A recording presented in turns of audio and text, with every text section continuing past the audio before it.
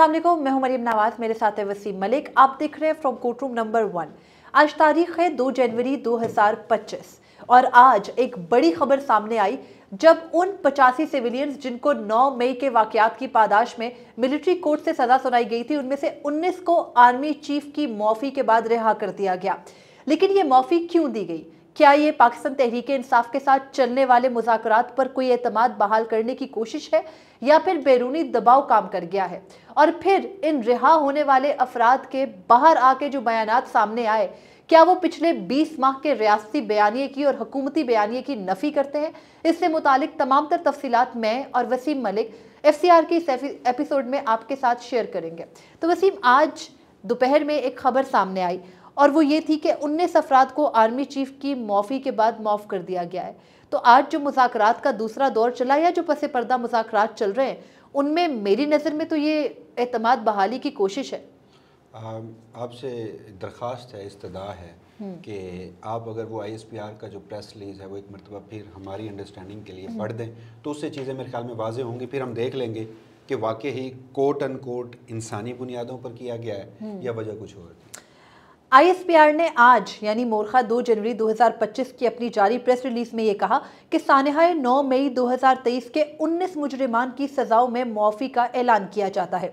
ISPR कहता है कि सानहाए 9 मई की सजाओं पर अमल दरामद के दौरान मुजरिमान ने कानूनी हक इस्तेमाल करते हुए रहम और मौफी की पिटिशंस दायर की।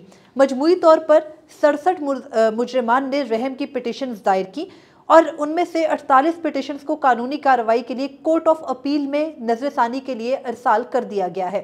उसके अलावा 19 मुजरिमान की पिटिशंस को खालिस्तन इंसानी बुनियादों पर कानून के मुताबिक मंजूर किया गया है। 19 नाम है मेरे ख्याल में, वो अब रहने दें क्योंकि वो बहुत सारे लोगों को पता चल चुका। आखिर में क्या लिखा है जरा ये? आखिर में 4 मजीद सतरें ऐड की गई हैं उन नामों के बाद और उनमें बताया गया है कि इन मुजरिमान को ज़ाब्ते की कार्रवाई मुकम्मल होने के बाद रिहा किया जा रहा है, बल्कि कर दिया गया है।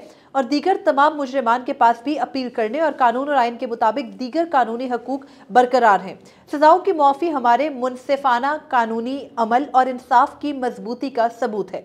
ISPR कहता है कि ये निज़ाम हमदर्दी और रहम के असूलों को मद्देनजर रखते हुए इंसाफ की फराहमी को यकीनी बनाता है। इससे कबल अप्रैल 2024 में कानून के मुताबिक इंसानी हमदर्दी की बुनियाद पर 20 मुजरिमान की रिहाई का हुक्म भी सादिर किया गया था। तो ये ISPR का फरमाना है।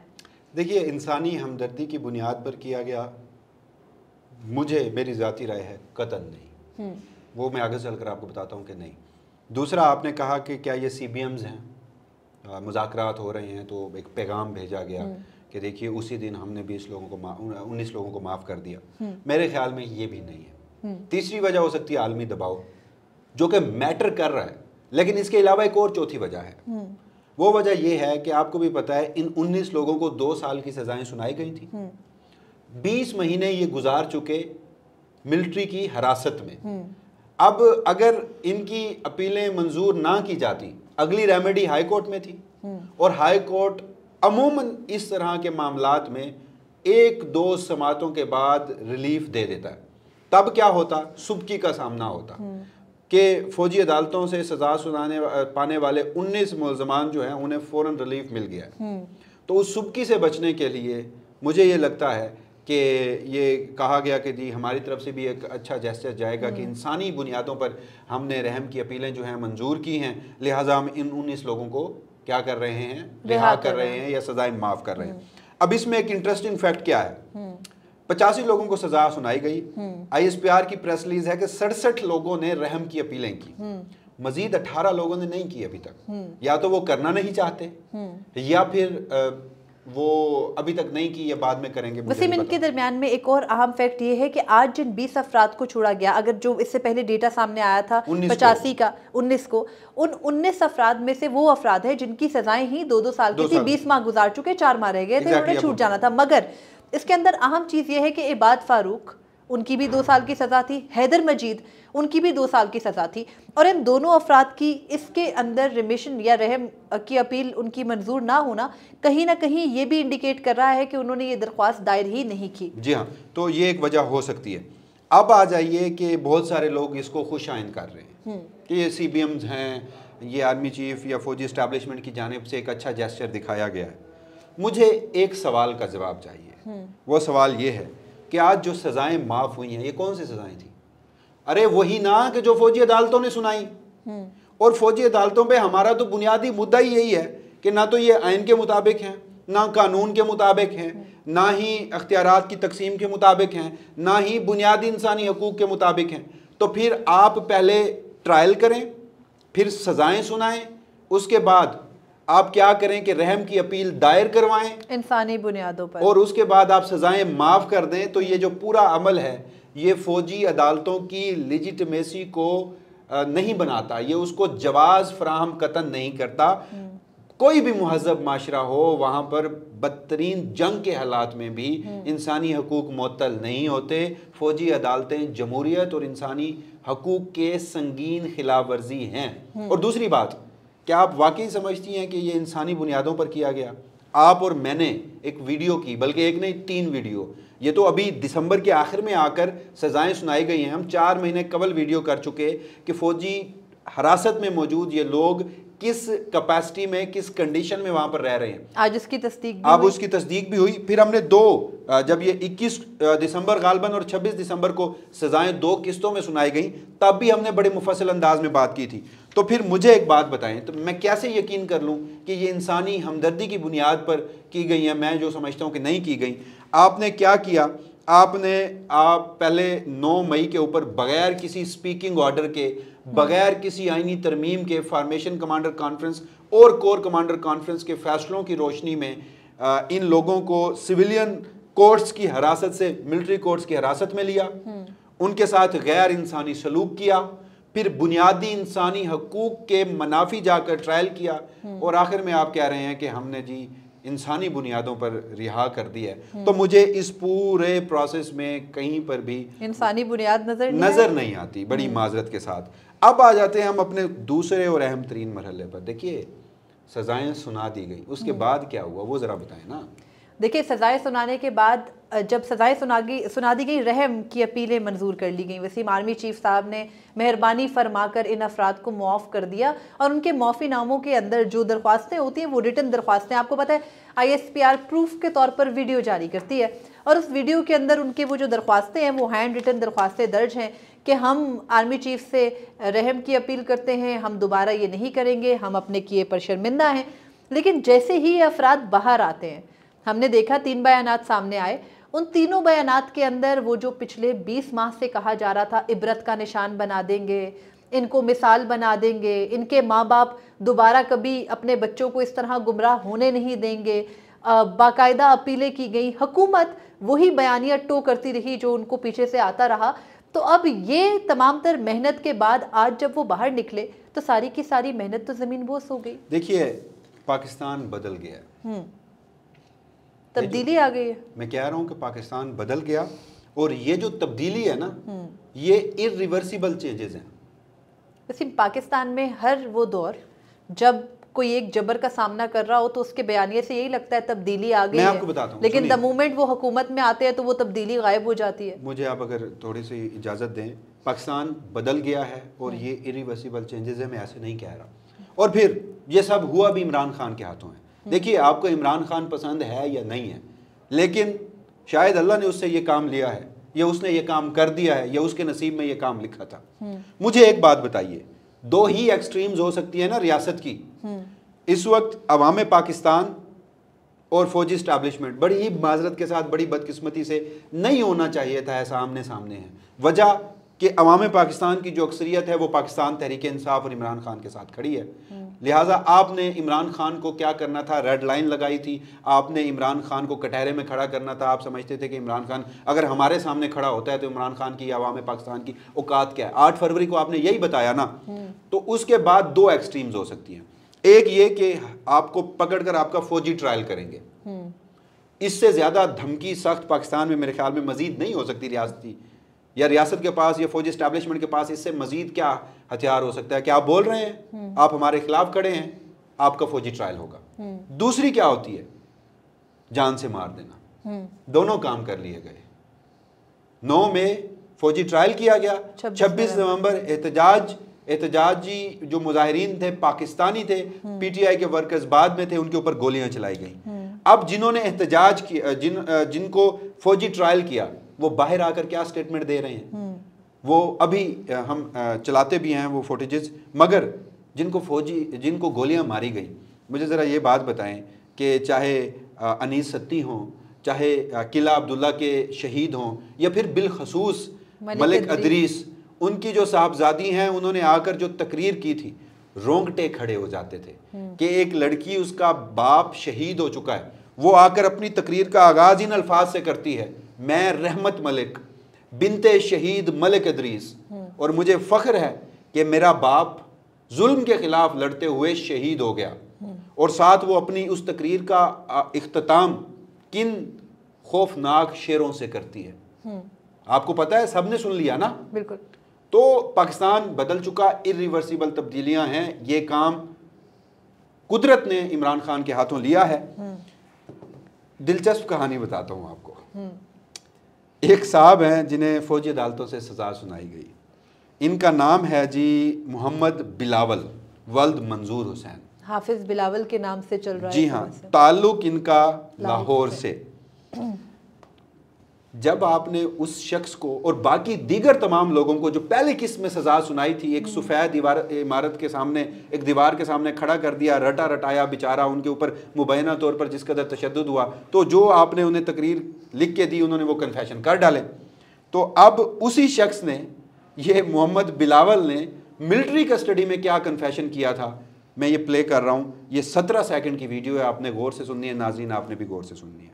नाम बिलावल है, मैं लाहौर का रिहायशी हूँ। 9 मई को इमरान खान की गिरफ्तारी के बाद जमान पार्क में पहले से तयशुदा मनसूबे के तहत डॉक्टर यास्मीन राशिद और महमूद रशीद की क़यादत में हमने जमान पार्क पर हमला किया, वहाँ जलाओ गिराव और तोड़ फोड़ की। जमान पार्क में मौजूद PTI लीडरशिप की तकारीर की वजह से मेरी सेंस आ रही है। जमान पार्क में PTI लीडरशिप की तकरीर की वजह से मेरी जहन साजी हुई, मगर मैंने जमान पार्क पर हमला किया। जमान पार्क पर, अब देखिए नाअहली है ना कि कन्फेशन, इस पर मेरे ख्याल में इससे कबल किसी ने गौर नहीं किया। ये पहले नाजरीन जो इतराफ़ी बयानात की एक पूरी 3-3.5 मिनट की वीडियो थी, उसमें ये मोहम्मद बिलावल का आखिरी वो चंक था, वीडियो स्टेटमेंट, जिसमें वो कहता है कि मेरी जहन साजी जमान पार्क में हुई, PTI के लीडरान की तकरीरों से हुई, और उसके बाद फिर हमने जमान पार्क पर हमला कर दिया। कहना था कि हमने जिना उस पर हमला किया है। अच्छा, ये वीडियो अब मैं लगाई भी, आपने देखा होगा कि ऊपर इसका टाइटल है 9 मई के मुजरमान का इतराफ़ जुर्म, आगे लोकेशन है जिना हाउस, यानी कि इस शख्स ने जिना हाउस पर हमला किया, लेकिन वो बिलावल कह रहा है कि मैंने जमान पार्क पर हमला कर दिया। वसीम, आज बिलावल ने बाहर आकर भी कुछ बातें की, वो हाँ, मैं एस्टैब्लिश ये कर रहा हूँ कि मिलिट्री कस्टडी में वही बिलावल कह रहा है कि PTI के लीडरान की तकरीरों की वजह से मेरी जहन साजी हुई, जिसके बाद मैं क्या किया, मैंने हमला कर दिया। आज वही बिलावल जब रिहा होके बाहर आते हैं, वो क्या कहते हैं। 53 सेकंड की एक वीडियो है, 2 साल बल्कि 20 महीने इन्होंने मिलिट्री कस्टडी में गुजारे हैं। आप ज़रा एक नज़र ये सुन लीजिए। जी, हम खड़े थे, हम खड़े हैं, हम खड़े रहेंगे यकीन के साथ, ईमान के साथ, अपने लीडर इमरान खान के साथ। हमें बदतरीन टॉर्चर किया गया। मैं, मियाँ इबाद, मियाँ अकरम, हसान नियाजी और जितने मेरे साथी हैं, सबके साथ जुल्म किया गया। हमें बुनियादी हकूक नहीं दिए गए। वहाँ पे एक खाने पीने की चीज़ के लिए मिन्नत तरले करने पड़े। 2 साल मुझे सिला दे के रखा आप लोगों ने। मैं आपसे पूछना चाहता हूँ कि 2 साल मैं क्या कर रहा था वहाँ पे? क्या मेरे पास कोई हथियार था, कोई असला था, कोई झंडा था, कोई डंडा था? I was dancing at the spot. और आप लोगों ने मुझे उठाया, 20 महीने मुझे रखा, नजरबंद रखा, गैर इंसानी सलूक किया गया मेरे साथ। कोई बात नहीं, वक्त ये नहीं रहा, वो नहीं रहा, ये भी नहीं रहेगा इंशाअल्लाह ताला। और आपको जवाब देना है, आज नहीं, कल नहीं, आने वाली नस्लें आपसे सवाल करेंगी और आपको इस सवाल का जवाब देना पड़ेगा। अब मुझे एक बात बताएं, मिलिट्री कस्टडी में वही मोहम्मद बिलावल, वो कह रहा है कि जमान पार्क में होने वाली तकरीरों की वजह से मेरी जहन साजी हुई और मैंने हमले कर दिए। लेकिन जब रिहा होके आता है वही बिलावल, वो कहता है कि मेरा जुर्म क्या है, मेरी नस्लें तुमसे ये सवाल करेंगी। मैं इमरान खान के साथ खड़ा था, खड़ा हूं और खड़ा रहूंगा। वो हमारी उस खबर की तस्दीक करता है कि उनके ऊपर बदतरीन टॉर्चर किया गया। वो कहता है कि मैं, इबाद फारूक, हसान न्याजी और दीगर जितने भी मेरे साथी मेरे साथ थे, उनको बदतरीन टॉर्चर किया गया, जुल्म किया गया, बुनियादी हकूक नहीं दिए गए, इवन के खाने पीने के लिए भी मिन्नत करनी पड़ती थी, कोई चीज़ें आती थी। अब आ जाते हैं आखिरी वीडियो के ऊपर जो मैं चलाना चाहता हूँ। पेशावर से ये लोग रिहा होके आए। गालबन ये 6 लोग थे जो पेशावर की जेल से रिहा होकर आए, जिन्होंने फौजी अदालतों से सज़ा पाई। ये 11 सेकंड की वीडियो है, नाज़रीन ये देखिएगा। लीडर लीडर एक इशारा, हाजिर हाजिर रहू हमारा, कौन बचाएगा पाकिस्तान, इमरान खान कौन बचाएगा। अब मुझे एक बात बताएं कि ये लोग 2 साल मिलिट्री कस्टडी में रहे हों, मुबैना तौर पर जैसे अब बताया भी जा रहा है, इतलात भी थी कि इनके ऊपर टॉर्चर भी किया गया हो, धमकाया डराया गया हो, वो जेल से जैसे ही रिहा हों वो ये जानते हों कि अभी भी इस मुल्क में कोई जमहूरियत नहीं आ गई, कोई आइन और कानून के ऊपर अमल दरामद नहीं हो गया, हालात वैसे ही हैं, मगर वो पहला नारा अपने उसी लीडर का लगाएं। वसीम, इसके पीछे मेरी नज़र में बहुत बड़ी वजह ये भी है कि अब तक इमरान खान खुद अपने एक मौक़िफ़ पर डटे हुए हैं। अब से कुछ देर पहले उन्होंने अपना एक बयान जारी किया जिसमें 9 मई पर रिएक्शन भी अच्छा, वो आप बयान ज़रूर सुनाइएगा, मैं एक वीडियो माज़रत के साथ भूल गया। एक और जनाब ये मोहम्मद सलमान इनका नाम है, वल्द सईद गनी जान, KPK से इनका ताल्लुक़ है, इन्हें भी 2 साल की सज़ा सुनाई गई थी। इन्होंने रिहा होकर क्या गुफ्तगू की है, वो कहते हैं कि 9 मई PTI और इमरान खान के ख़िलाफ़ साजिश थी और इमरान खान ने अपने किसी वर्कर को नहीं कहा कि जाकर हमले कर दो। फिर वो कहते हैं कि हम डट कर खड़े हैं और हम तब तक आज़ाद नहीं हैं। वो कहता है शख्स कि मैं खुद को आज़ाद तब तक तस्वर नहीं करता जब तक नाम लेता है कि मेरा लीडर और हमारे जो सियासी कारकुन हैं वो हम में नहीं हूँ, और ये तो बहुत कम कुर्बानी थी, इससे मजीद बढ़कर भी कोई कुर्बानी देनी पड़ी तो मैं PTI की खातिर दूंगा। नाज़रीन ये वीडियो सुनिए कि 9 मई पाकिस्तान तहरीक इंसाफ और इमरान खान के खिलाफ एक बड़ा साजिश था। इसमें पाकिस्तान तहरीक इंसाफ न पाकिस्तान तहरीक इंसाफ न पाकिस्तान तहरीक इंसाफ का लीडर किसी भी जुर्म में न शामिल है और न मेरे कप्तान ने किसी वर्कर को बताया था कि आप नुकसान करो, लेकिन ये पाकिस्तान और पाकिस्तान तहरीक इंसाफ के कारकुन के खिलाफ एक बड़ा साजिश है, पाकिस्तान तहरीक इंसाफ की कमज़ोर करने का और इमरान खान कमज़ोर करने का बड़ा साजिश है। लेकिन अल्हम्दुलिल्लाह पाकिस्तान तहरीक इंसाफ की कारकुन डट के खड़ा है और इंशाल्लाह आगे भी इंशाल्लाह डट के खड़ा है। लेकिन हम आज़ाद नहीं है, इस वक्त हम आज़ाद नहीं है जब तक हमारा प्यारा लीडर, हमारा दलेर लीडर, हमारा मलंग लीडर हमारे दरमियान में नहीं होगा और हमारे कारकुन हमारे दरमियान में नहीं होगा। इंशाल्लाह हम खान की रिहाई के लिए जान देने के लिए भी तैयार है और इंशाल्लाह इससे ज़्यादा कुर्बानी के लिए भी हम तैयार हैं इंशाल्लाह। आप मज़ीद ये कि इमरान खान के स्टेटमेंट की जानिब बढ़ें, वीडियो का अख्ताम करें। मैंने कहा था कि पाकिस्तान बदल गया, मुझे बताइए ना कि इससे मज़ीद 2 एक्सट्रीम्स क्या हो सकती हैं यार, कि जिन्हें आपने शहीद किया उनके लवाहिकीन भी उसी चीज़ पर खड़े हैं, वो घबराए नहीं हैं, वो डरे नहीं हैं। और 2024 का जो साल है वो अवाम पाकिस्तान का साल रहा है। हम इस पर भी एक अलग से वीडियो करेंगे कि 2024 में अवाम पाकिस्तान ने क्या कुछ बर्दाश्त किया, मगर वो ना तो डरे हैं ना सहमे हैं, आज भी अपनी जगह पर खड़े हैं। यार नो मैटर व्हाट के उनका लीडर कभी नवाज शरीफ होता, इमरान खान होता, आसिफ अली जरदारी होता, लम्हा मौजूद में वो इमरान खान होगा, लेकिन वो किस लिए खड़े हैं? आईने पाकिस्तान का नाम लेते हैं, कानून का नाम लेते हैं, जमहूरियत का नाम लेते हैं, बुनियादी इंसानी हकूक मांगते हैं, अपने सिविल और पॉलिटिकल राइट मांगते हैं। तो यही होना चाहिए था। इसीलिए मैं कह रहा हूँ कि अब मेरे ख्याल में रियासत के पास इससे ज़्यादा मजीद कोई हथकंडा नहीं रह गया।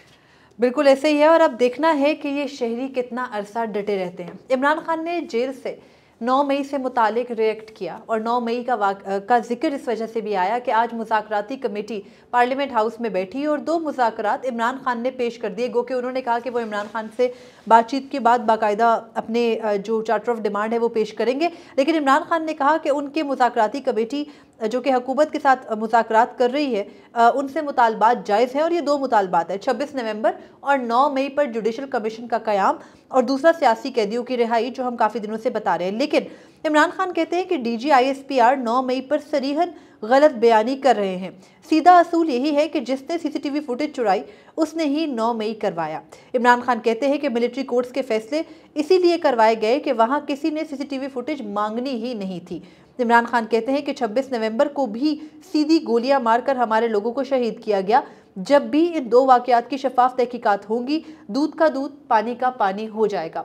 और इसके अलावा इमरान खान ये भी कहते हैं कि बैरून मुल्क से उठने वाली आवाज़ें जो हैं वो उनके पाकिस्तान के मसाइल का हल उनसे नहीं होता, मगर जब भी बुनियादी इंसानी हकूक़ की खिलाफ वर्जियाँ होंगी, जहाँ भी होंगी, पाकिस्तान में रहने वाले या पाकिस्तान से बाहर आवाज़ उठेगी। और उन्होंने कहा कि बुनियादी इंसानी हकूक़ की पामालियों पर 2 ही तरह के लोग आवाज़ नहीं उठाते, एक वो जो मुनाफिक है और एक वो जो बुज़दिल है। और इस बयान के बाद अब इमरान खान ने बाज़ाब्ता ये बता दिया है कि 9 मई के वाक़े पे वसीम, जो पिछले एक हफ्ते से बताया जा रहा था, जब वो साल के एंड और शुरू के प्रोग्राम्स हो रहे थे उनमें टेलीविजन शोज़ में बताया जा रहा था कि इमरान खान से एक मुतालबा है 9 मई पर माफ़ी मांग लें, तो इमरान खान तो 9 मई की ना ही जो है वो जिम्मेदारी कबूल करते हैं, ना ही 9 मई पर माफ़ी मांगते हैं, बल्कि वो कहते हैं इनसे करवाया गया इसकी शफाफ तहकीकात हो। और अब आज ये जिनके बयानात आपने बताए, जिनको रिहा किया गया, उनका जज्बा भी ये जाहिर कर रहा है कि इमरान खान अकेले नहीं है, बल्कि उनको फॉलो करने वाले तमाम लोग भी यही मौक़िफ़ रखते हैं कि 9 मई। नहीं, मेरा एक सवाल है यहाँ पे, आखिरी सवाल है।